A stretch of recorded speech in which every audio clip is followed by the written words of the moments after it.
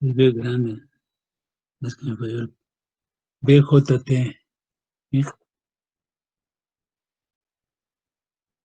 Quiere decir que es Bipolar Junction Transistor, o sea, transistor de unión bipolar. Eh, Ese es el primer dispositivo, jóvenes, que vamos a ver, que es de 3 terminales, a diferencia de los 2 que hemos visto y muchos más que hay hacia abajo, que son los llamados diodos. Los diodos en sí actúan sobre un circuito, pero no controlan, o sea, no controlan como este dispositivo. Para que nosotros podamos controlar eh, sobre todo 2 parámetros importantes. En el caso del bipolar, es un dispositivo, fíjense bien, es un dispositivo que controla una corriente en función de otra corriente, ¿sí?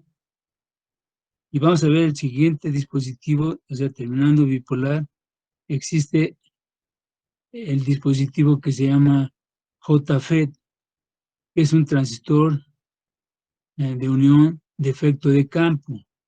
Ese transistor va a controlar una corriente en función de un voltaje. Entonces, fíjense bien, tenemos dispositivos, o sea, tenemos dispositivos para controlar la corriente en función de una corriente, que es el caso del bipolar, y también podemos controlar una corriente en función de un voltaje. ¿Todos? Bueno, este dispositivo pues ya no es tan relativamente nuevo.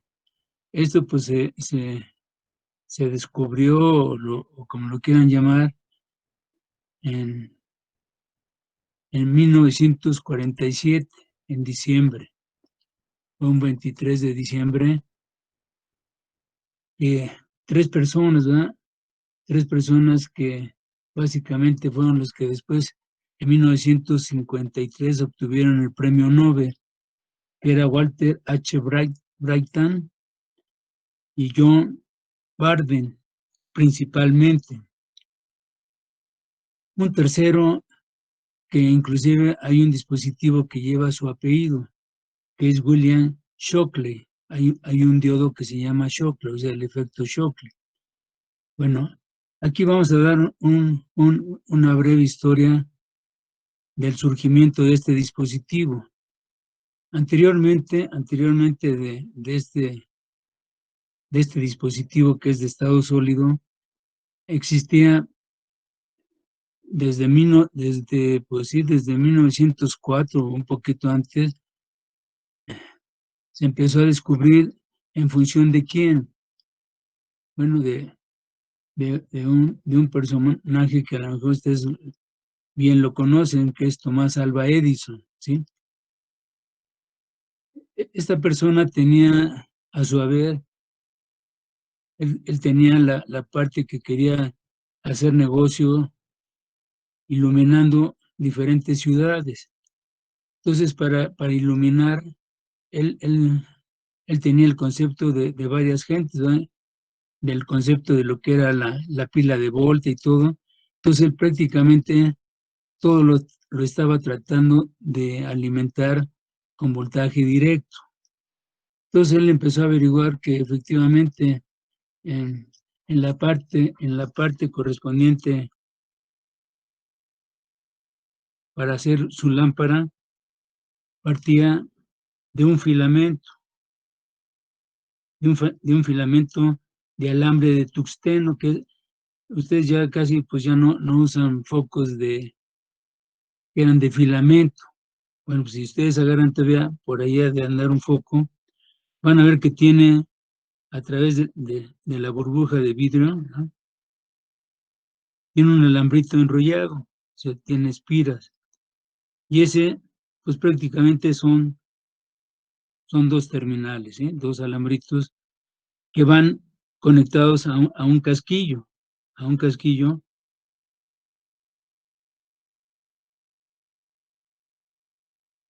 para que lo puedan enroscar y detenerse, ¿verdad? En un socket.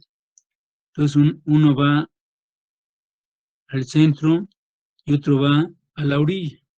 Ese es un foco normalito, ¿sí? Ese foco, como pueden verlo, no tiene polaridad. O sea, ustedes lo pueden conectar. O sea, principalmente estos focos están hechos para que trabajen con corriente alterna, ¿sí? Pero también los pueden alimentar con voltaje directo. Bueno, en aquel entonces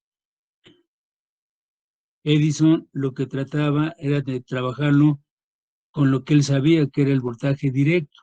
Entonces para él no existía más que el voltaje directo, o sea, el CD. Todo lo que hacía era conectarlo, eh, pero su problema que él tenía principalmente es que al cabo de un tiempo el filamento se quemaba y la otra que la bombilla se ponían oscuras, o sea, se ponían como si estuvieran quemadas, o sea, con hollín. Entonces él empezaba a tratar de averiguar por qué era eso. Entonces, dentro de sus experimentos, él metió, acuérdense que todo esto, jóvenes, se mete en la bombilla y se le hace un vacío. El vacío es ausencia del aire, o sea, ¿para qué? Para que el filamento que se pone al rojo blanco, o sea, se pone incandescente, si no estuviera en estas condiciones, se quemaría rápidamente. Entonces, lo que hace es precisamente eh, ponerlo en un ambiente en el cual no tenga oxígeno y por lo tanto dure más el alambrito de tungsteno. Bueno, entonces él lo que hizo fue que puso una placa de alguna forma, hizo el contacto, aquí lo voy a poner por afuera, que no es válido porque es el vidrio, pero así era, lo puso a un voltaje directo. Y este también tenía, vamos a poner, esta es mi tierra, y acá también teníamos una fuente más o menos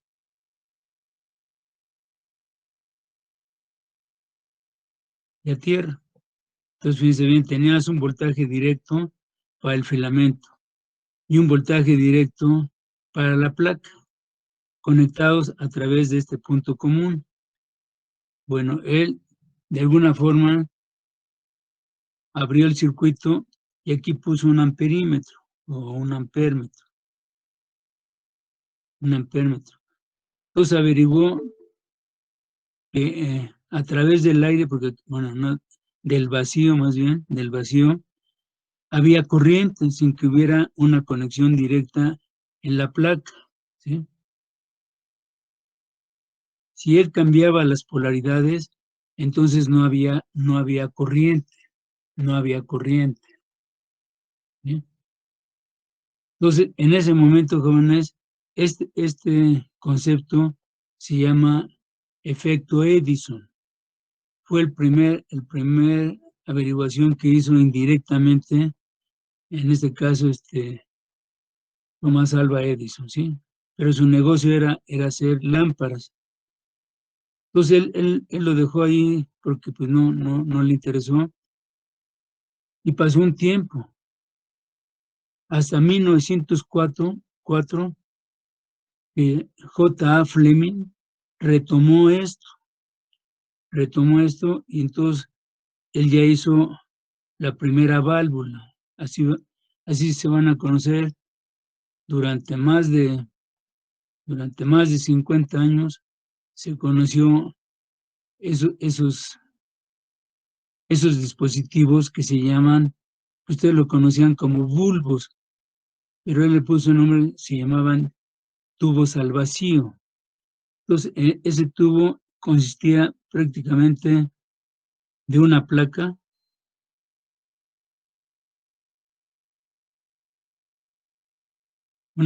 primero acá y otra placa en la cual se le acercaba o se le ponía un filamento, ¿sí?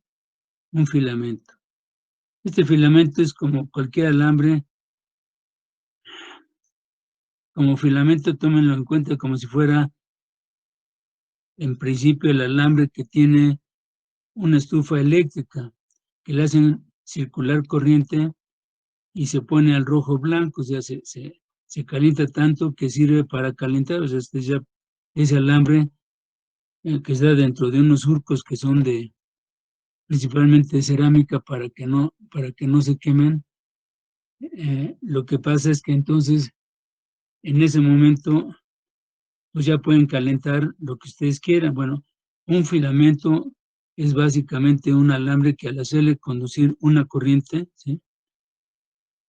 Vamos a poner aquí, o más, menos, ¿sí? Porque él todo trabajaba con voltaje directo. Entonces ese filamento se calentaba. Todo esto estaba dentro de una válvula, se llamaba válvula. Y todo esto estaba en un recipiente, en una cápsula de vidrio. Y otra vez se le hacía sacar, o sea, se hacía el vacío para que ni el filamento ni todo esto pues estuviera al aire. Entonces se sacaba el aire y cada elemento, fíjense bien, lo conectaba a tierra. Fíjense, aquí está mi tierra, ¿sí? Y la placa se conectaba a una fuente diferente a esta, que era una fuente también directa, pero de muy alto voltaje, muy alto voltaje. ¿De qué orden? Pues vamos a ver que era aproximadamente pues del orden de los 300 volts. Entonces, fíjense bien, se calentaba y eso hacía que en la placa esta generaba electrones libres. Hay elementos, jóvenes, dependiendo de su estructura, que pueden generar electrones, ya sea por calor o ya sea por vibración. Entonces, estos se calentaban y entonces generaban una corriente interelectrónica. Estos electrones eran atraídos fuertemente hacia la placa, ¿sí? Hacia la placa, y entonces generaban una corriente, joven, una corriente. Pero fíjense bien, si invertía la polaridad, es decir, este lo ponía acá y este acá, no había corriente. Entonces ese fue pues el nombre que le puso a esta primera válvula, que se llamó diodo. Diodo quiere decir que circula en una sola dirección, ¿sí? Después de esto, poquito después, eh, en el año de 1900, ¿qué fue este fue en 1904, entonces este debió haber sido en 1906. eh, una persona que se llama Le de Forest le metió una reja de control, o sea, le metió un tercer elemento, que era una reja.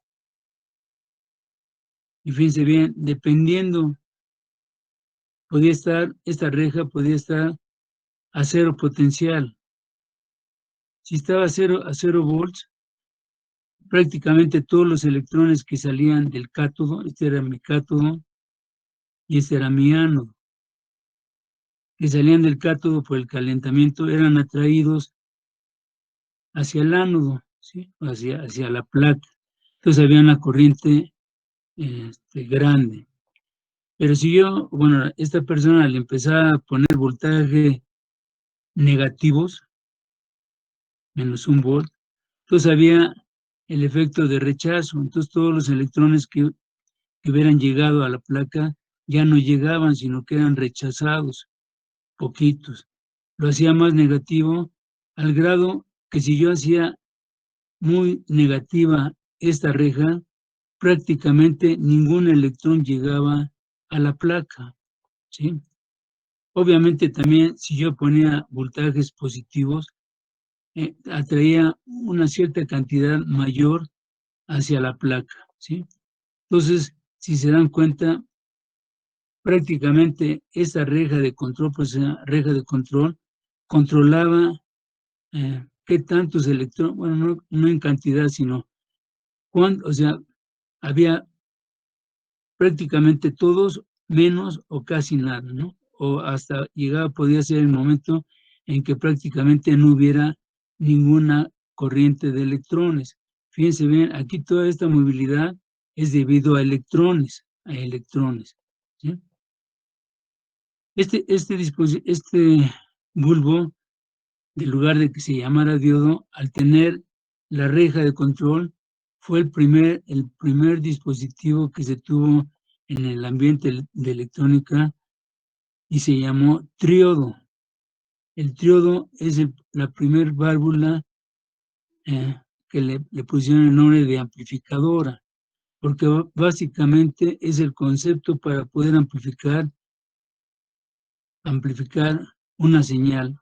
Yo pongo una señal en este caso porque es la que estamos llevando, pero fíjense bien, vamos a ver que principalmente el control de los dispositivos electrónicos puramente son para controlar ¿qué? ¿Para qué creen que pueda ser el uso, en este caso, del que estamos diciendo, del triodo?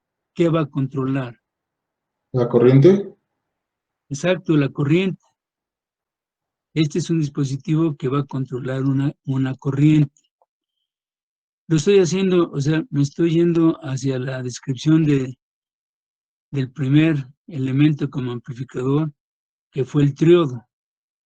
Ya nada más para terminar esta parte, siguieron otras personas que pues ya ni siquiera aparecen sus nombres. Hubo algo o una o varias personas que siguieron trabajando esto. Entonces alguien le metió un cuarto elemento, un cuarto elemento. Al tener un cuarto elemento, ¿cómo se llama eso?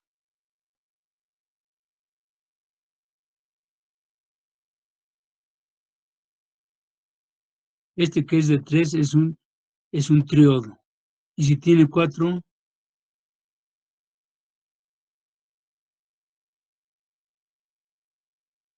¿nadie? Se llama tetrodo, 4.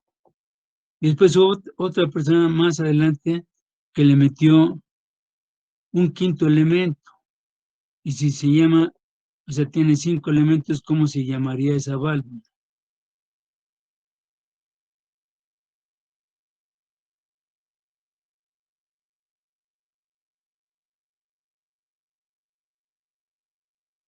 Se llama pentodo, jóvenes. Pentodo tiene 5, tetrodo 4 y triodo 3, todos. Y diodo pues no tiene 2. Esa es más o menos la familia de las válvulas que hubo desde 1904 hasta, pues prácticamente, yo creo que hasta los 1940, que se siguieron haciendo válvulas. Esto hizo un mercado muy grande, ¿sí? En razón de casi las fábricas que generaban estos dispositivos llegaban a construir cerca de 10 millones de válvulas, ¿sí? Y esto era prácticamente lo que se trabajó durante todo ese tiempo con respecto al control de electrones, ¿sí? Entonces, en ese momento, a partir de la tarde de un 23 de diciembre de 1947, en los laboratorios de la Bell Telephone en Estados Unidos, las 3 personas que les acabo de nombrar encontraron, ¿verdad? Encontraron el concepto de lo que es el transistor. Ese primer transistor se llamó amplificadores, o sea, fue el primer transistor no fue de unión, sino de contacto, de contacto. Hay una fotita, o no sé, sí, una foto referente a ese transistor en el principio del tema del transistor bipolar en el libro del Boyle Star.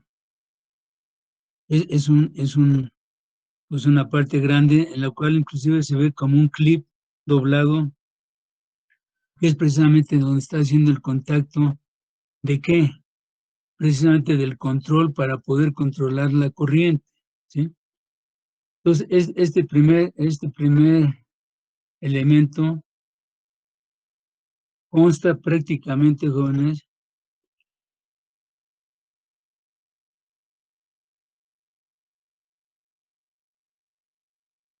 la primera unión la vamos a poner así como está aquí. Mira, aquí la vamos a poner.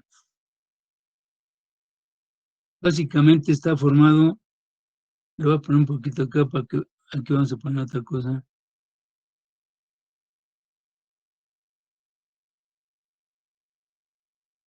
Me voy a esta figura, jóvenes, porque de alguna forma nosotros empezamos a ver la parte correspondiente al diodo como dos semiconductores, ¿sí?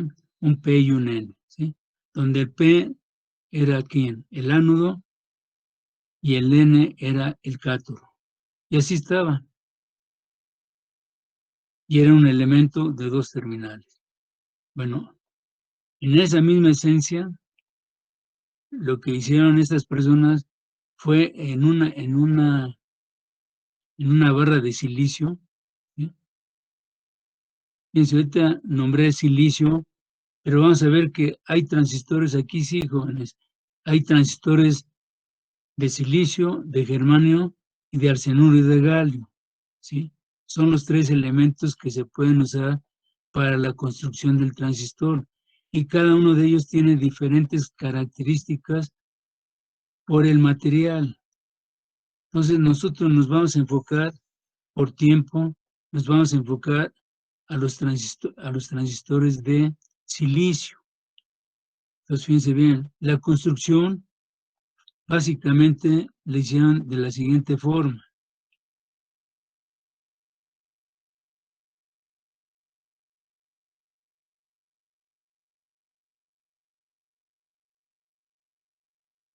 En el cual vamos a poner doble figurita porque cada quien.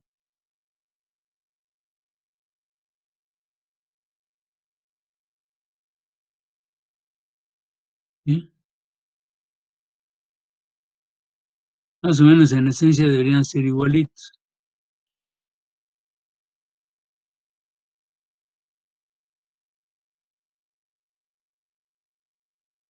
Fíjense bien, las uniones, porque son dos uniones, si se fijan, aquí hay una unión, este es un material, fíjense bien, les vamos a poner primero, este es un material N, P, N, quiere decir que cada segmentito es un material como el que vimos en el caso del diodo. Entonces, si se fijan aquí existiría un diodo, NP, y acá habría otro diodo, PN, ¿sí? Desde ahorita, jóvenes, ustedes deben de saber que no se puede hacer un transistor poniendo dos diodos. Nunca se puede hacer un transistor. ¿Por qué? Porque vamos a ver que cada semiconductor tiene ciertas características que aunque las pudiéramos tener en ciertos diodos, no se puede hacer la relación del transistor uniendo dos diodos, ¿sí? Habrá un momento en que nosotros hagamos una analogía para podernos explicar el funcionamiento del transistor. Entonces, fíjense bien, entonces existe un transistor NPN y un transistor PNP.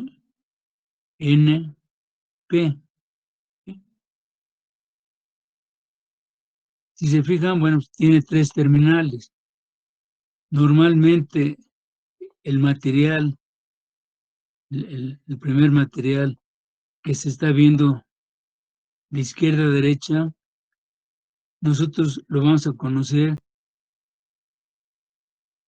como NPN, pero la terminal que está conectada a ese semiconductor, nosotros lo vamos a conocer como emisor.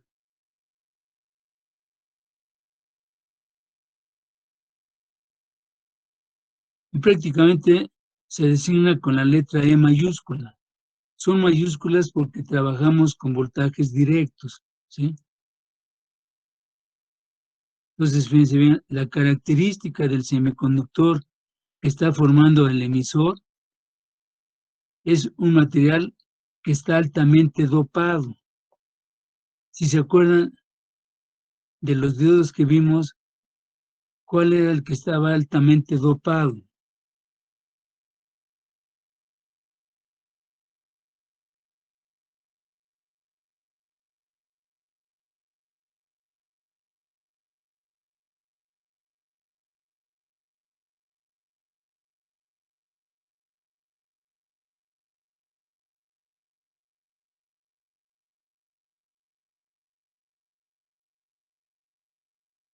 Acabamos de pasar, jóvenes, ya se les olvidó.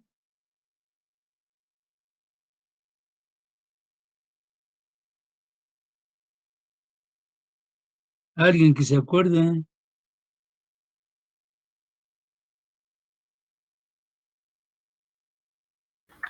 ¿Podrías repetir la pregunta, profe?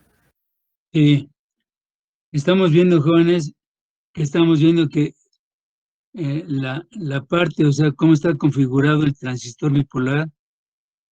Estamos viendo que tiene 3 semiconductores, 2 uniones. Entonces, una unión es NP y la otra unión es PN. Entonces, estamos diciendo referencia a la primera unión, NP.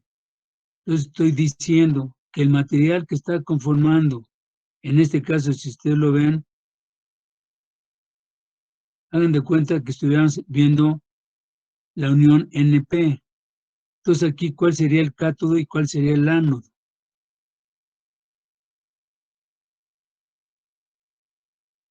Vamos a ponerle los nombres para que los puedan definir. Este es emisor, el que está conectado al semiconductor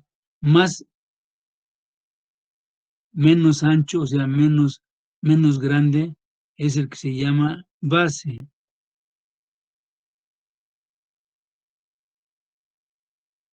Y el último, que es el más grande, nosotros lo vamos a conocer como colector.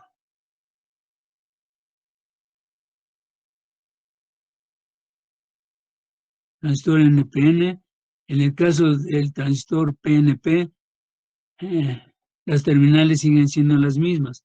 Ya no voy a poner todo, sino nada, voy a ponerle la E de emisor, la B de base y la C de colector.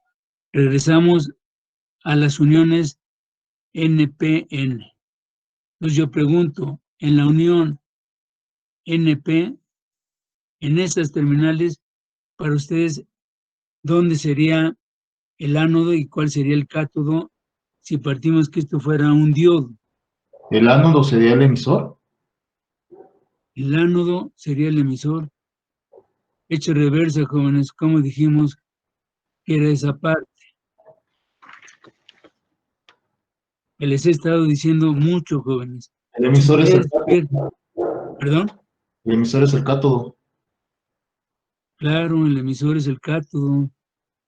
Acuérdense que hemos dicho hasta el cansancio, el material P, grábenselo en algún lado, en su mano, no sé. El material P es el ánodo y el material N es el cátodo en un diodo.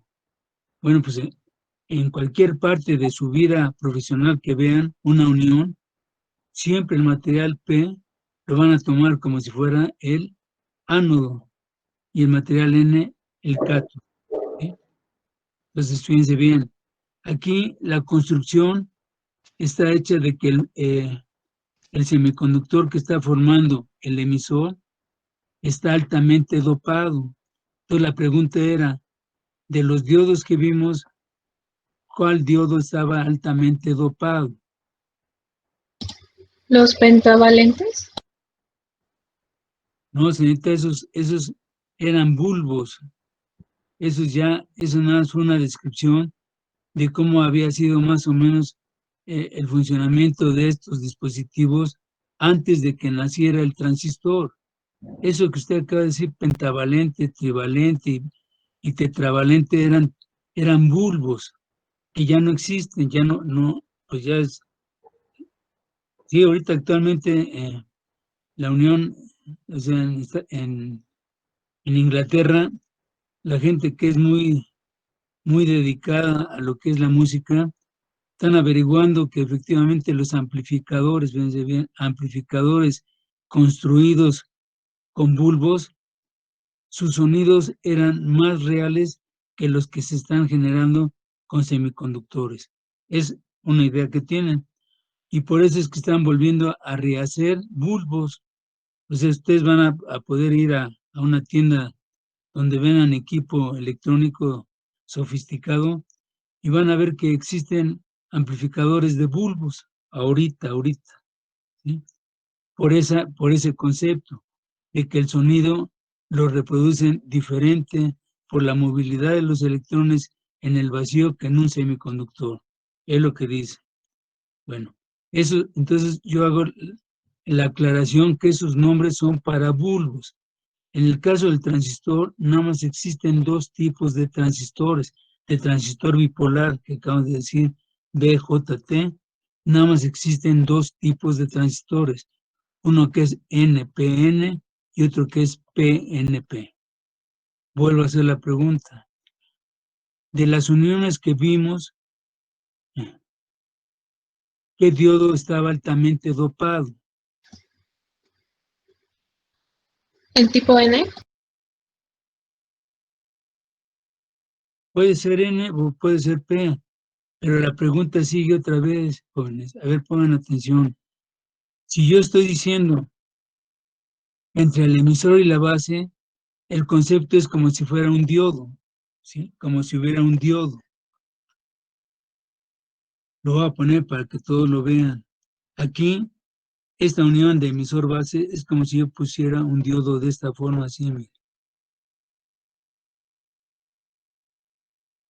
Aquí está el material P, es el ánodo, y el material N es el cátodo. Este diodo es esta unión. Como concepto, no está hecho a base de diodos, está hecho a base de uniones. Entonces pregunto otra vez, de los diodos que vimos, ¿cuál estaba altamente dopado?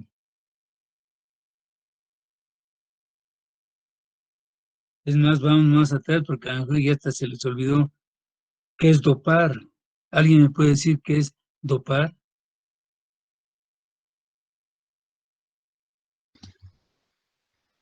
Cuando se dota de impurezas. Exacto, cuando se les agrega, acuérdense jóvenes que nosotros tenemos un material de silicio intrínseco quiere decir que es puro, ¿no? Está totalmente puro. Si nosotros usamos el cristal, porque es un cristal, el cristal de silicio intrínseco, o sea, puro, ¿cómo se comporta ese silicio, ese cristal? Para ustedes, ¿cuál sería su comportamiento físico? ¿Que tiene un hueco?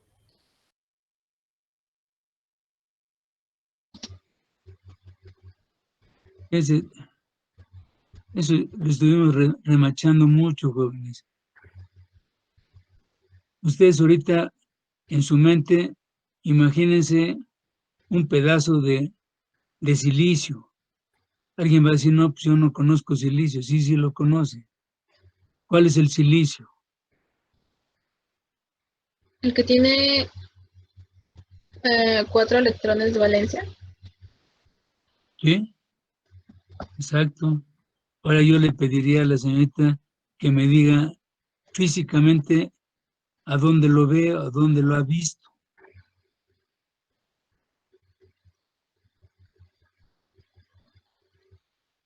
¿Cómo? Sí, sí. Yo le preguntaría, ¿usted ha visto alguna vez un trozo de silicio? En los diodos. Sí, pero ahí está muy pequeñito, está adentro y a lo mejor ni lo ha visto, ¿no? ¿Cuarzo? Muy parecido, pero no es. En la arena. Exacto, y en la Pero, arena, ¿qué pasa con ella?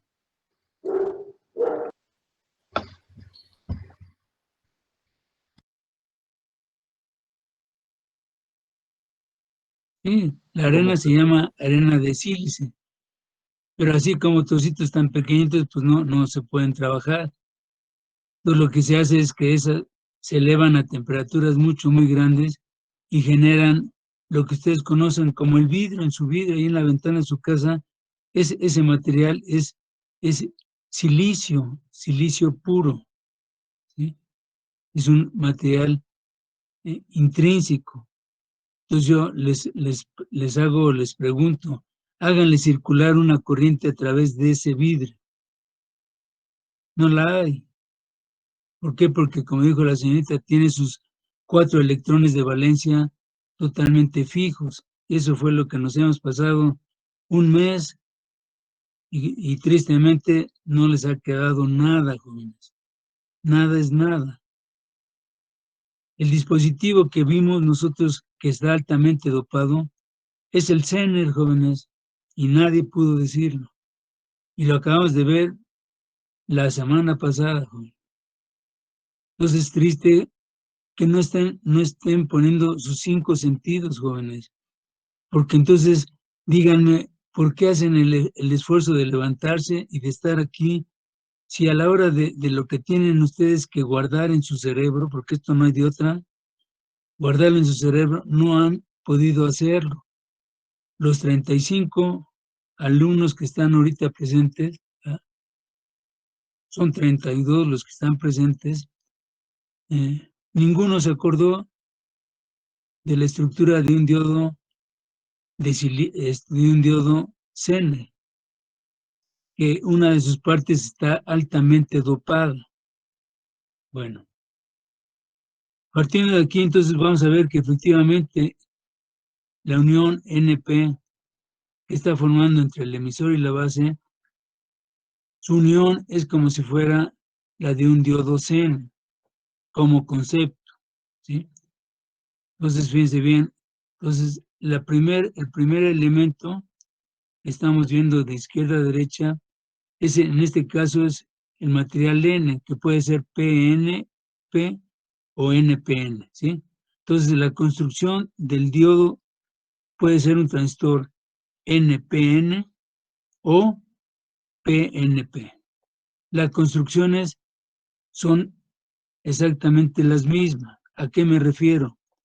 En que en este caso el emisor que está, en este caso con material N, este está altamente dopado, este material, o sea, este semiconductor extrínseco, ¿por qué? Porque ya está dopado, ya está alterado, para que pueda tener electrones libres y podamos trabajarlo. Por eso es que se dopa. Repitiendo, si este material está intrínseco, está puro, se vuelve un aislante, es un aislante como el cristal que tienen en su ventana. Después tenemos un material P, que también se va a alterar. Si se acuerdan, desde la primera clase vimos cómo se generaba un material N y un material P. Eso sigue vigente. Entonces ahora el semiconductor que está formando la base es el de menor magnitud, o sea, es el que es una lengüita, es un cachito muy pequeñito de ese material que es material P. Y por último, este material que está formando la base, su dopaje es menor, ni siquiera es normal, sino es poco, o sea, está poco dopado el material que está formando la base. Y por último, el material que está formando el colector es el que tiene mayor área, de los otros dos, ¿sí? Y su dopaje es normal, su dopaje es prácticamente normal, ¿sí? Ese es como está constituido mi transistor. Ahora fíjense bien, ustedes no lo van a conocer así con cuadritos, sino que su símbolo eléctrico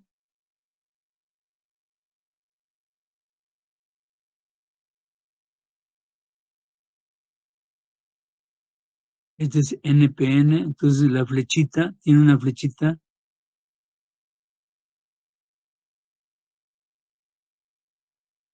Cuando la flechita va hacia afuera, fíjense bien, en el símbolo eléctrico, este es el símbolo eléctrico universal que en todos lados donde ustedes vean cualquier circuito eléctrico o electrónico, más bien, van a ver este símbolo cuando estén refiriéndose a un transistor bipolar, ¿sí? En el cual la flechita nos está indicando, cuando la flechita va hacia afuera, es un transistor NPN, ¿sí? Y donde está la flechita, ese es el emisor. Donde está esta parte de aquí, esta es la base y la otra terminal es el colector. ¿Todos?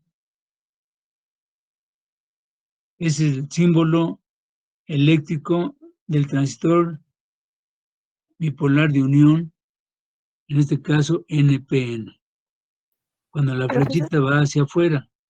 En el caso del transistor PNP,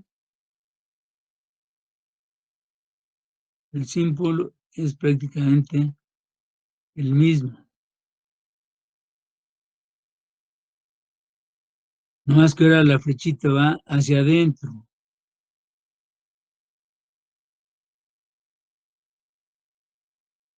Este es un transistor PNP. ¿Sí?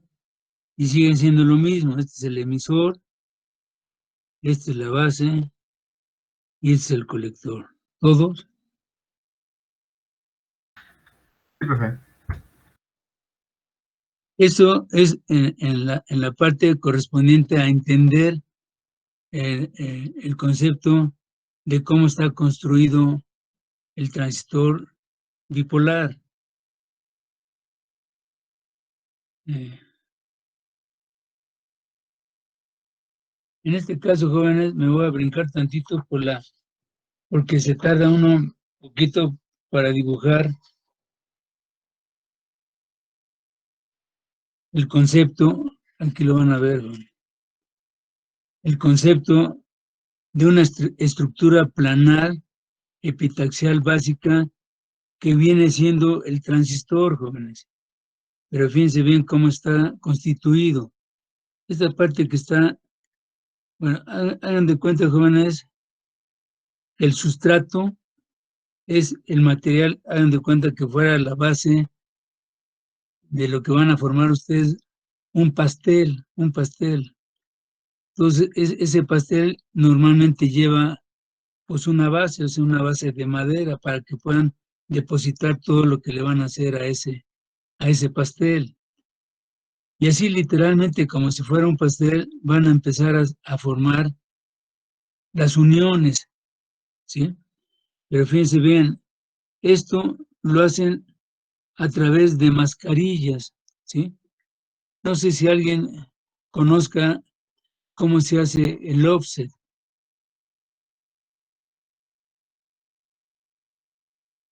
La impresión de offset. No. ¿No?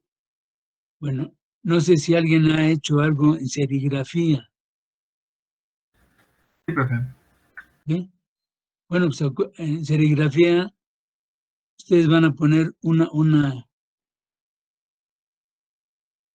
plantilla. Esa plantilla tiene ciertos recovecos en donde van a pasar ustedes como un jalador lleno de tinta.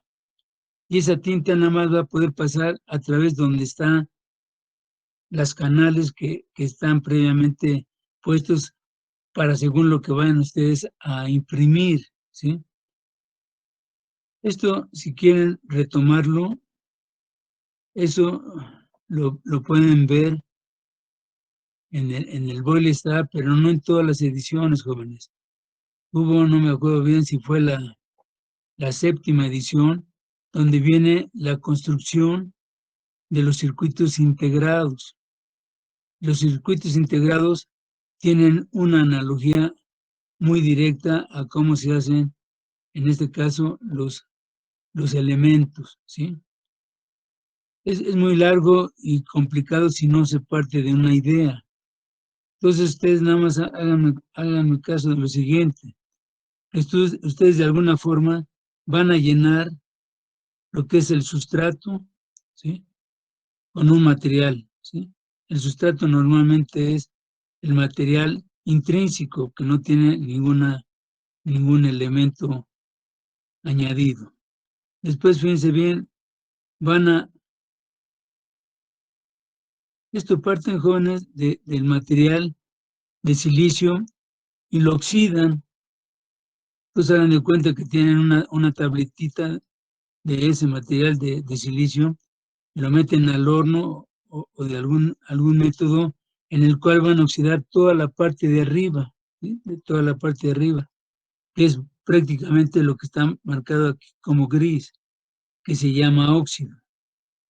Después van a hacerle unas ventanitas. Estas ventanitas se hacen precisamente con las mascarillas. Y en esas ventanillas van a poner los 3 contactos, ¿sí? Los 3 contactos, este y este.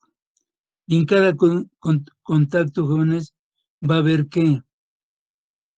Un elemento, o sea, un semiconductor. Aquí fíjense bien, el semiconductor que está formando el emisor, ¿sí? El emisor básicamente estaría con este contacto. La base, perdón, el emisor, a ver, aquí lo vamos a reafirmar, pero no para que lo veamos todo. El emisor, jóvenes, que es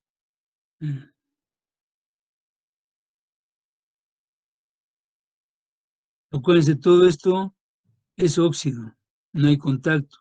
El único contacto que existe es este y este. ¿Sí? Entonces, fíjense bien, el emisor tendría este contacto. Esta terminal sería lo que estuviera haciendo contacto con el emisor, ¿sí? La base es el otro semiconductor, fíjense, está pegadito. Y la terminal sería esta. Y por último, el colector vendría siendo esta. ¿Todo? Y el material del colector, pues es el más grande, vean. La base es muy pequeñita y el emisor relativamente es más grande que la base.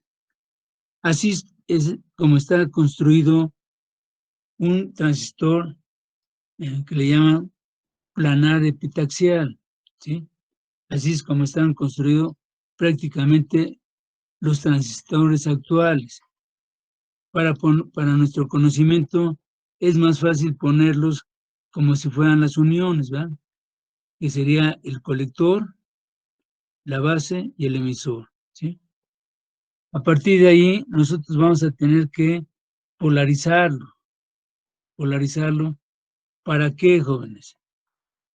Para que en función de esa polarización nosotros podamos llevar al transistor, fíjense bien, este dispositivo, dependiendo de cómo esté polarizado, puede trabajar primeramente como un amplificador, que es la primera aplicación práctica que tuviéramos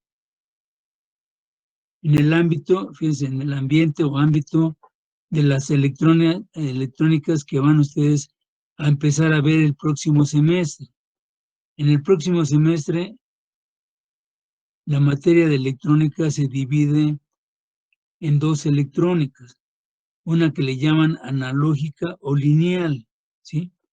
Y la otra que es digital o de conmutación, ¿sí? ¿Qué quiere decir?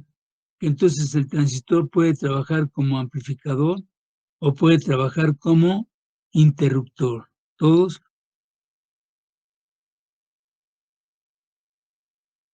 Sí, profe. profe. Sí, profe.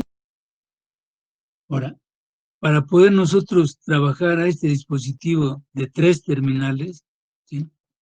Nosotros tenemos que empezar a aprender a polarizarlo, ¿sí? A polarizarlo. Entonces, dependiendo, jóvenes, de cómo se polarice y cómo se conecte, vamos a empezar a ver el primer concepto que debemos de empezar ya a guardarlo, a tenerlo presente, jóvenes, porque si no, yo no sé qué van a hacer en su vida profesional, jóvenes. Vamos a ver entonces, vamos a utilizar en principio y en la mayoría de los casos, vamos a ver que los transistores que se utilizan son transistores NPN. Fíjense bien, jóvenes, cuando nosotros hablamos de un material NPN, nos podemos concentrar en uno de ellos. Si yo les digo, es un material N, fíjense bien, si es un material N, la movilidad es debido a quién.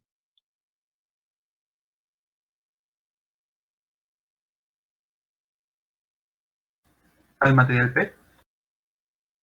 No. Estamos hablando de que tenemos un solo material ahorita, material N. Sí, lo que yo estoy pretendiendo, jóvenes, es que ustedes deben de tener bien estos conceptos, jóvenes, porque si no hay conceptos no van a poder hacer nada en su vida. Vamos a ver entonces que el material N, repitiendo rápidamente, si nosotros tenemos silicio intrínseco, o sea, puro, es un aislante, Para hacerlo un semiconductor se tuvo que haber dopado, o sea, se le mete impurezas. Y entonces, a través de esas impurezas, yo puedo generar un material N o un material P, siendo su esencia el silicio. Si abrimos más el concepto, estos transistores pueden ser de silicio, de germanio o de arsenuro de galio. Entonces, ahorita nosotros nos estamos enfocando a los transistores que están hechos a base de silicio. Entonces, si yo ya hablo de un material N y de un material P, quiere decir que esos materiales ya están dopados, ya están alterados. Entonces pregunto, ¿la movilidad en un material N a quién se debe? ¿A qué partículas se debe? A los electrones. ¿Electrones? Exactamente, a electrones. Fíjense bien, no pierdan ese concepto. Entonces, en un material N, la movilidad es debido a electrones. Por lo tanto, la movilidad en un material P es debido a quién? ¿A los huecos? A huecos, exactamente, a huecos. Fíjense bien, entonces, en esta única que estamos viendo ahorita, unión NP, existe movilidad de electrones y movilidad de huecos. Bueno, pues por esos medios de movilidad, por eso se llama bipolar. El nombre de bipolar quiere decir que es debido a huecos y a electrones. No se les olvide, jóvenes. Se llama bipolar porque se mueven tanto huecos como electrones. ¿Sí? Ahora, partiendo de eso, nosotros vamos a ver que dependiendo de cómo esté polarizado mis uniones, va a ser el concepto de cómo va a funcionar. ¿Todos? Entonces, fíjense bien. Vamos a ver que en principio lo primero que debemos de tener en mente es que dependiendo, fíjense, aquí tenemos un elemento de 3 terminales. Voy a empezar con la configuración, aquí la vamos a poner configuración.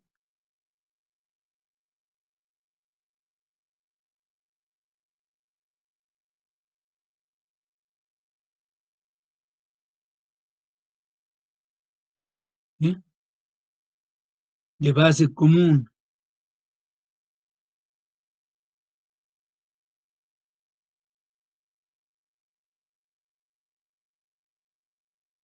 De base común, ¿sí? A partir de aquí vamos a ver, y cuando hablemos de la configuración de base común, implica, fíjense bien, yo voy a ponerlo, o el dibujo lo voy a poner así.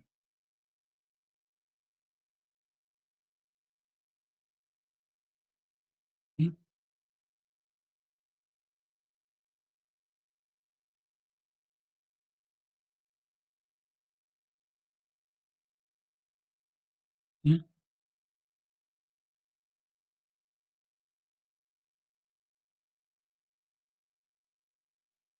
En principio, jóvenes, tenemos mi dispositivo de 3 terminales. Pero yo tengo que tener en un circuito, si ustedes se fijan, cualquier circuito que tengan en mente, tienen un puerto o un circuito de entrada y tienen un puerto de salida o circuito de salida. Entonces, lo que se hace, jóvenes, es que se hace un cuadripolo partiendo de un elemento de 3 terminales. El concepto de cuadripolo es que nosotros vamos a escoger una terminal común que va a ser tanto al circuito de entrada como al circuito de salida. Aquí rápidamente lo que hago es nada más, ¿bien? ¿Qué terminal es la que estoy usando como terminal común? La base. La base, por eso se llama configuración de base común, ¿sí? Porque la base es común al circuito de entrada, este es mi circuito de entrada, como a mi circuito de salida. ¿Estamos de acuerdo? ¿Dudas? Entonces aquí le voy a poner las 3 configuraciones que puedan existir.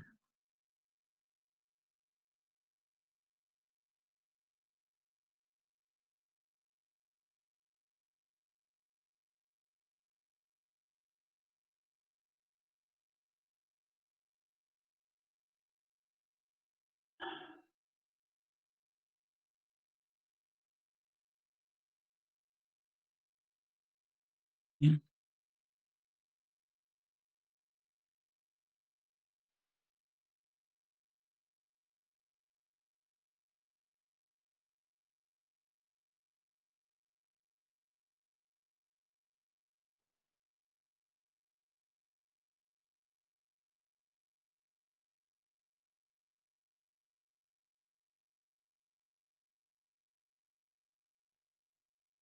Ahí están las 3 configuraciones, joven.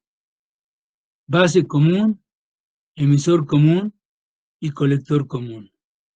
Para un transistor NPN. Las mismas, igualitas, si yo utilizo un transistor PNP, sería exactamente lo mismo. ¿Sí? No, profe, el transistor de hasta abajo no es un PNP. Sí, perdón, sí es cierto. ¿Ya ven? Gracias, joven.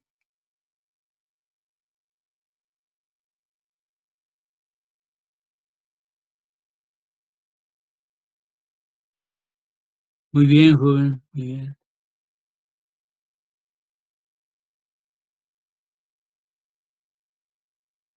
Disculpen. Muy bien. Entonces aquí este sería base común, emisor común y colector común, ¿sí? Entonces se hace un cuadripolo. Todos tienen su circuito de entrada y su circuito de salida. Todos. Y fíjense bien, dependiendo de la configuración, son las condiciones propias del circuito. Este va a tener una condición de una impedancia de entrada diferente a esta y a esta, y una impedancia de salida diferente a esta y a esta, ¿sí? Por lo tanto, las amplificaciones van a ser diferentes en cada uno de ellos. ¿Todos? Entonces, fíjense bien, yo escogí ahorita la configuración de base común, ¿sí? Esto es con el único concepto, la única idea de poder nosotros tener el primer concepto. Fíjense bien. Para que sea la configuración de base común como debe de ser a la hora de polarizarlo, fíjense bien, yo voy a cambiar el emisor, lo voy a poner a la entrada, Puede estar también a la salida, eso no importa. Pero ahorita en mi configuración de base común, el emisor debe estar a la entrada.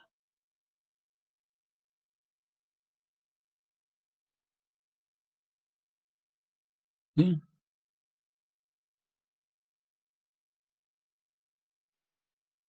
Entonces esta sigue siendo mi emisor, mi colector y mi base. Normalmente, fíjense bien, normalmente, si ustedes se fijan en estas configuraciones, ¿cómo se dan cuenta del nombre de cada una de ellas?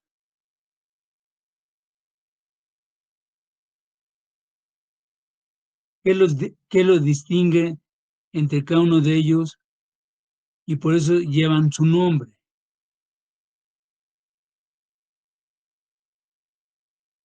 La Fíjense bien, flechita.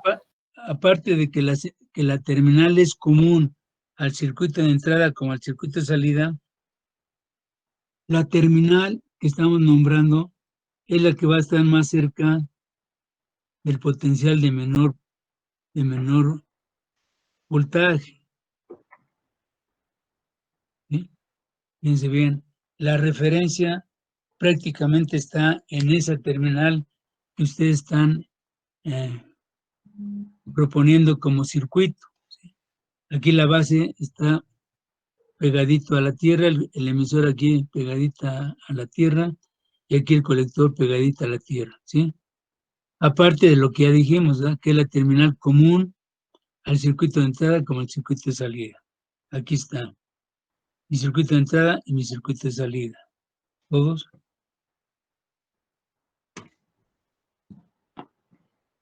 Fíjense bien, a ver si ustedes le captan la primera medición que queremos hacer. Primera medición que queremos hacer.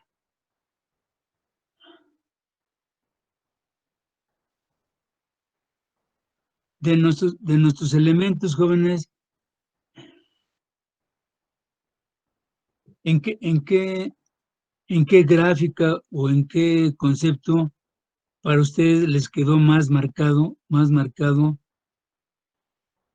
el concepto de lo que es el diodo, como diodo?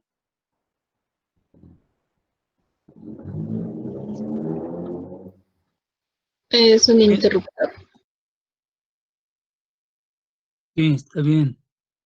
Bueno, la analogía, acuérdense que no es un interruptor, la analogía es un dispositivo que polarizado directamente conduce y polarizado inversamente no conduce. No es un interruptor como tal, porque un interruptor no tiene polaridad. Ustedes agarren un interruptor y lo pongan como lo pongan, siempre va a abrir y cerrar igual, porque es una parte mecánica la que hace el contacto. Ahí no hay polaridad. En cambio, en un diodo hay una polaridad. Para que funcione como interruptor cerrado, hay que polarizarlo directamente. Entonces ¿Ande? la definición del diodo sería un semiconductor que bajo ciertas condiciones conduce o no conduce. Exacto. Sí, pero ahora fíjense bien, si ustedes les dieran, si yo aquí pusiera yo una serie de diodos y que ustedes supieran que cada diodo es diferente, ¿qué tendría que ir junto a ese diodo? ¿Qué tendría que ir para que ustedes pudieran saber efectivamente si es un diodo de germanio, si es un diodo de silicio, si es un diodo Zener, si es un diodo, fíjense, los que nos quedamos que no vimos, jóvenes, por tiempo? Eso también es importante que ustedes lo puedan retomar de alguna forma. Terminando nosotros el diodo Zener, van a ver que existe el diodo Schottky, el diodo Varactor, el diodo Pin, el diodo Gun, el diodo que, el diodo Schottky ya dijimos. Después tenemos el diodo emisor de luz, o sea, el LED, que ustedes todo el mundo conoce el LED, ¿verdad? Conocemos el diodo láser, y vamos a empezar a ver que mínimo hay 20 diferentes diodos, ¿sí? Mínimo. Y cada diodo hace una diferente operación en un circuito dependiendo de cómo esté polarizado. Nosotros no nos quedamos prácticamente con el diodo de propósito general y el diodo Zener y se acabó. No vimos más. Eso no quiere decir que son todos los diodos. Nos quedamos prácticamente sin ver diodos. Esa es la verdad. Entonces, la pregunta es, si yo les doy una serie de diodos, ¿cómo pueden ustedes constatar qué diodo estamos hablando? ¿Qué les hace falta para poder saber si el diodo es así o es asado? Exactamente, necesitamos su curva característica, ¿verdad? Del diodo, exactamente. Ya no la dibujamos porque yo espero que ya todo el mundo se acuerde cómo está hecha la curva, ¿verdad? Que es una curva exponencial, pero no sale del cero, sino que va a tener hay que aplicarle un cierto voltaje para que empiece a trabajar, o sea, empiece a polarizarse. Fíjense la palabra polarizar. Polarizar es que nosotros por medio de una fuente externa vamos a darle una polaridad para que en función de esa polaridad funcione mi dispositivo, ¿sí? En el diodo, ¿qué fue lo que hicimos para que funcionara? Pues teníamos que haber puesto en el ánodo o sea, la parte positiva de la fuente. Acuérdense que normalmente se polarizan con voltajes directos, ¿sí? Entonces se va a polarizar el ánodo positivo y el cátodo negativo. En ese momento ya hay que ponerle una resistencia limitadora. En ese momento va a haber una circulación de corriente en el dispositivo, ¿sí? Y esa corriente va a estar en función ¿de quién? De la amplitud que nosotros metamos de la fuente que estamos polarizando al dispositivo. Si yo le pongo un voltaje arribita de 0.7, pues apenas va a haber una corriente mínima. Si yo ya le empiezo a incrementar, ¿hasta qué punto puede llegar a circular corriente en un diodo de propósito general, hablando del 1N4001? La del voltaje regresivo. No, lo estamos polarizando directamente. Entonces ahí ¿cuál es el parámetro que tenemos que tener cuidado? Exacto. ¿Y hasta cuánto puede llegar la corriente?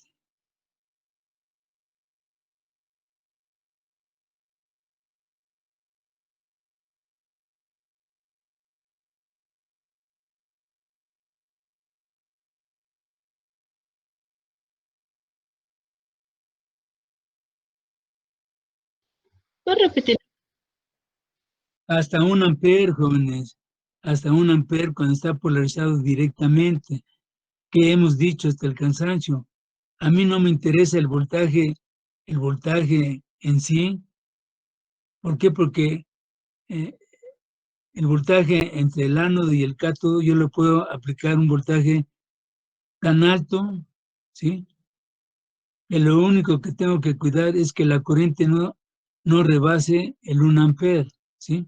Yo le puedo meter 1000 volts y no le va a pasar nada a la unión entre el ánodo y el cátodo polarizado directamente mientras la corriente no pase de 1 ampere, ¿sí? ¿Todos? Entonces, ¿aquí qué va a pasar, jóvenes? Si yo aquí estoy diciendo que entre la terminal del emisor y la base, aquí estoy poniendo exactamente el mismo símbolo, miren. Este es el símbolo de este dispositivo y está construido de esta forma, de una unión NPN. ¿Todos? Si yo sacara la curva característica del circuito de entrada, ¿qué vería?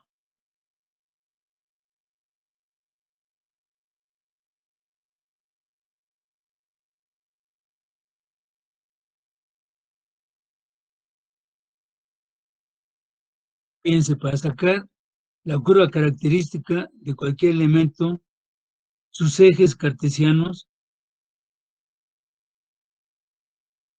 es voltaje contra corriente. Cuando yo pongo voltaje contra corriente, en automático la gráfica que va a salir aquí es la característica eléctrica de lo que yo estoy midiendo. ¿Todos? Sí, Sí. profe.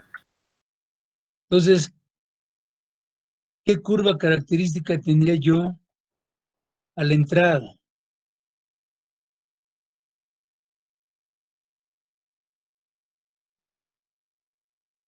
Exacto. Si este diodo es de silicio, su curva va a ser igualitita.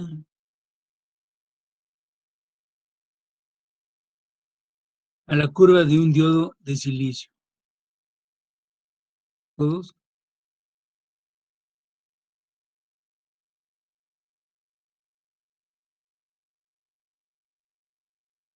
Emisor base. ¿Sí? Entonces, ¿qué nombre tendrían mis ejes? Si se fijan en el diodo, este era el voltaje del diodo y esta era la corriente en el diodo. Ahora aquí es un dispositivo que ahora tiene dos terminales. ¿Cómo se llamaría ese voltaje? Exacto. Emisor base.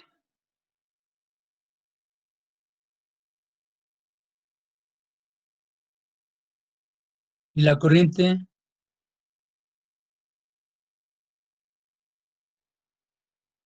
Sí, pero normalmente nada más se pone una corriente. Corriente de entrada. ¿Perdón? Corriente de entrada. Pero no hay ninguna que se llame corriente de entrada, joven. Ándele. Corriente del emisor. Exacto. ¿Sí? Y entonces ya hemos dicho, ¿verdad? En el caso del material de silicio, este voltaje, ¿cuánto vale? Donde empieza ya a conducir. 0.7. 0.7. Exacto. 0.7 de volt para un diodo de silicio. Si fuera de germanio, 0.3, ¿sí? Todos. Esta sería mi curva característica de entrada en configuración de base común. ¿Sí?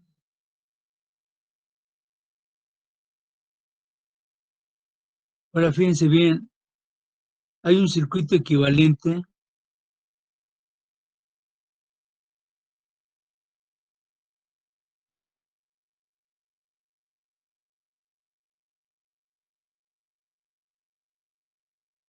Profe, ¿puede subir un poco su hoja, por sí, favor? sí, un circuito equivalente de mi transistor.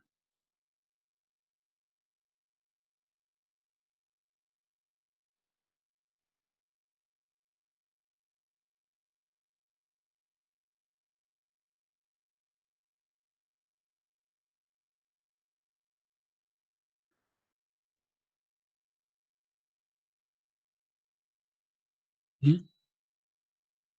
Esta es mi base, esta es mi terminal.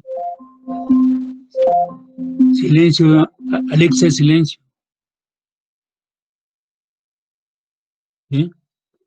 Este es mi emisor y este es mi colector. Cuando nosotros ponemos este cocolito, ¿cómo le llaman ustedes?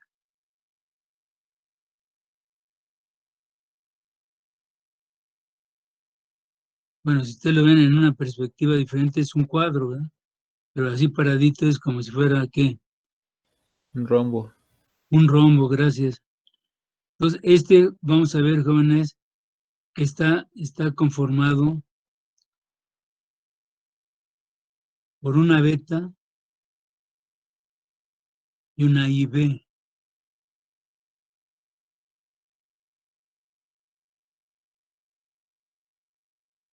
¿Sí? Y si nosotros vemos, jóvenes, el circuito de entrada es como si fuera un diodo. Aquí está. Es un circuito equivalente de un transistor bipolar en configuración de base común. Fíjense, ya bien, ya empezamos a tener varios argumentos que debemos ya de tener presentes. Precisamente les iba a decir ahorita, ¿verdad? Les iba a decir para el próximo lunes. El próximo lunes no hay clases. Es un día feriado, para que no se vayan a levantar y pues vayan a ver que no va a haber nada, ¿sí? Entonces nada más el lunes, que es día 2, Día de los Muertos. El día 3 ya para de aquí en adelante no hay problema, seguimos viéndonos a las 7 de la mañana, ¿sí? Entonces esto es lo que nosotros tenemos que tener en mente para el próximo martes, ¿sí? Entonces fíjense bien, por todos lados estamos viendo que precisamente entre el emisor y la base existe una unión, un PN, un diodo. Y en las terminales de colector base existe un elemento que nosotros lo vamos a ver, que es un elemento que se comporta como una fuente de corriente controlada por corriente. La corriente que va a circular aquí de colector a base, ¿sí?, es precisamente una corriente que va a estar controlada por la corriente de base. Entonces aquí se cumple otra vez el nombre de este dispositivo. El transistor bipolar es un dispositivo que va a controlar una corriente en función de otra corriente, ¿sí? Ahora fíjense bien, el concepto aquí es un poco más difícil con respecto a la curva de salida. Aquí fíjense bien, la curva de entrada no puede variar mucho, aunque yo le varíe el voltaje, lo único que va a variar es que esta va a aumentar o disminuir. Pero en esencia la curva o sea, no hay forma de que varíe, ¿sí? Ahora vamos a ver qué pasa con la curva característica de salida de mi circuito de base común, ¿sí? Entonces vamos a ver que la curva, aquí hablamos que las curvas de salida, otra vez, sería voltaje y sería corriente. ¿De quién?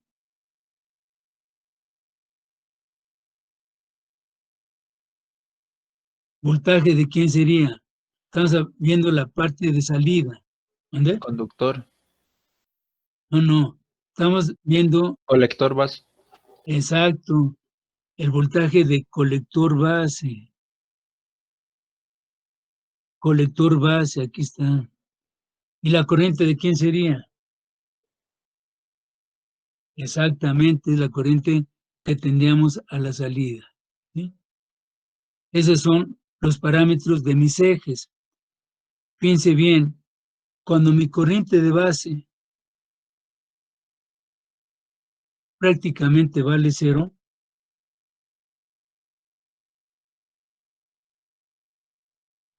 ¿sí?, yo estaría, y fíjense que aquí vamos a empezar a tener un punto diferente. El 0 no está exactamente aquí. Bueno, el eje cartesiano sí está aquí, pero el 0 potencial está acá. Y vamos a ver que nuestras curvas van a empezar a dibujarse a partir de este punto, ¿sí?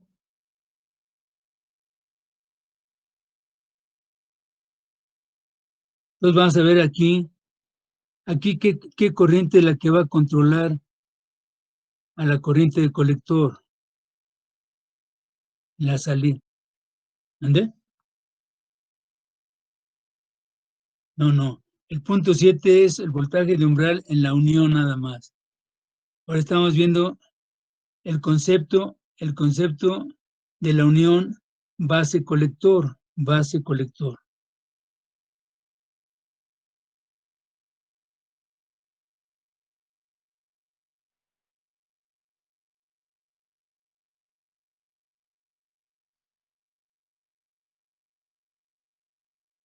Esto vamos a ver qué es la corriente de emisor, jóvenes. Esta que va aquí es corriente de emisor y va a controlar ¿a quién? A la corriente de colector, ¿sí? Si la corriente de emisor vale 0, la corriente de colector va a valer 0. Si mi corriente de emisor, vamos a darle un valor de 1 miliamper, mi corriente de colector también va a valer 1 miliamper. Entonces, para que queden estas preguntas y a partir de esto empecemos a ver el próximo martes ya el funcionamiento del transistor, vamos a ver que existen 3 áreas. Bueno, existen 4 áreas, pero nada más usamos 3. Un área que es cuando trabaja, esto va a ir subiendo. Cuando mi curva está en esta región, está en la región de saturación.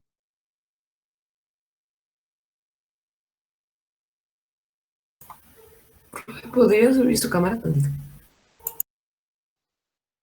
Saturación. Y su equivalente es como si fuera un interruptor cerrado. ¿Sí? Después tendríamos toda esta área, jóvenes, toda esta área, que sería la región activa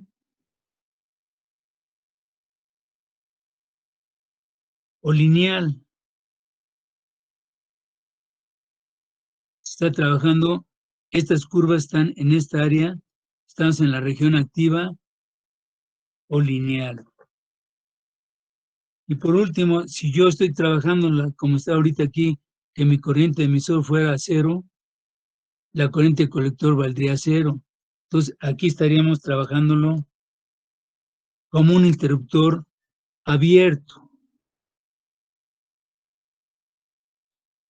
Eso se llama la región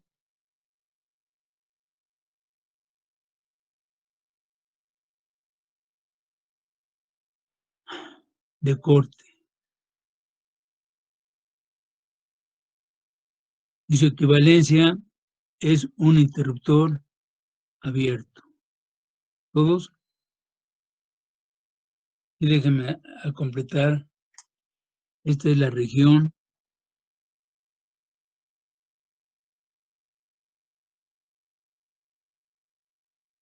de saturación, es un interruptor cerrado.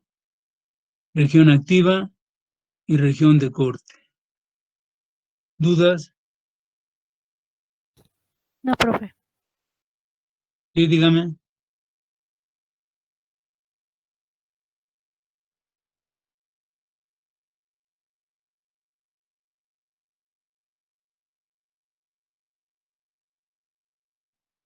Esta curva, sí, no, empieza en 0. O sea, si yo en la corriente de emisor, aquí, le meto 0, la corriente de colector también va a valer 0. Eso lo vamos a ver porque fíjense bien y nos vamos a adelantar tantito. En este circuito que es el que estamos viendo ahorita, que es el de base común, la corriente, fíjense bien, la corriente de emisor, que es esta, fíjense, la flechita nos está indicando la movilidad. Entonces, esa flechita va hacia afuera, entonces la corriente va hacia afuera. Esto es como si fuera un nodo. Entonces, si yo tomo la base como si fuera el nodo, esta corriente sale, esta corriente entra y esta corriente también entra. A modo de que la corriente de emisor es igual a la corriente de base más la corriente de colector, ¿sí? Y en esta configuración vamos a ver que la corriente de emisor casi es igual a la corriente de colector.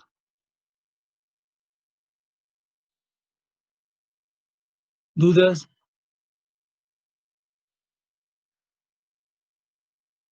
De favor, denle Me parece que es el capítulo 3 de ambos libros, tanto del Freud como del Boylestar, donde empezamos a ver el concepto del transistor bipolar. ¿Dudas? No, profe. Gracias. Pasamos lista. Anastasio Montaño, Presente. Arismendi Rivero, Presente. Barragán García, Presente. Bazán Gloria, Presente. Castro García,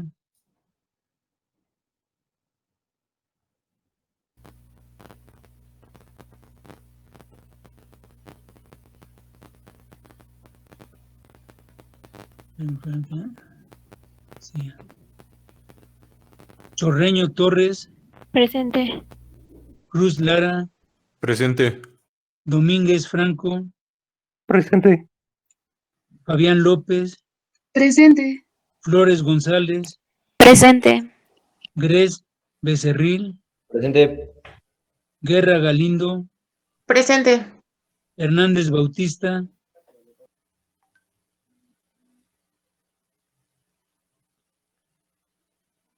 Herrera García, Presente. López Aguirre, Presente. Martínez Hernández, Profesor, me Mejía saltó. Elías, Presente. Monterrubio Mares, Presente.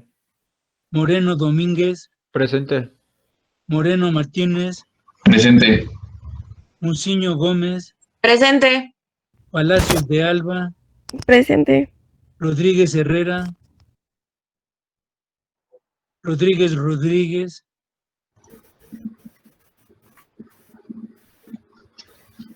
Profesor, no pasó mi nombre. Soy Hernández Labastida.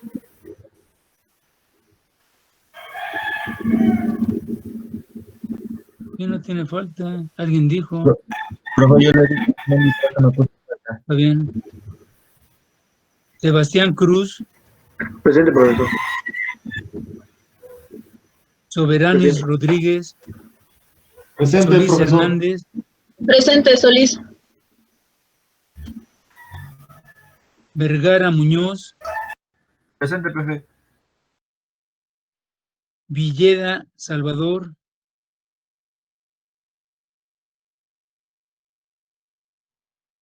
Yepes González, Presente, profesor. Zamora Romero, Presente. Solozábal Sánchez,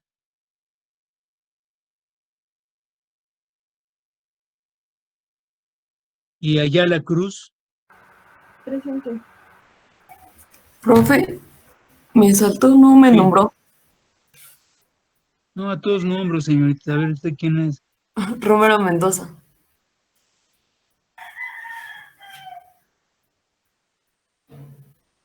No tiene falta. Gracias. Bueno, jóvenes, si no hay dudas, entonces nos vemos el próximo martes. Y de favor, pues estudien esta parte, jóvenes, porque si no, ya no les platico cómo van en su examen, porque la verdad, tristemente, pero ahí le dejamos. Si no hay dudas, entonces nos vemos el próximo martes. Nos vemos, profe. Hasta Nos vemos, luego. jóvenes.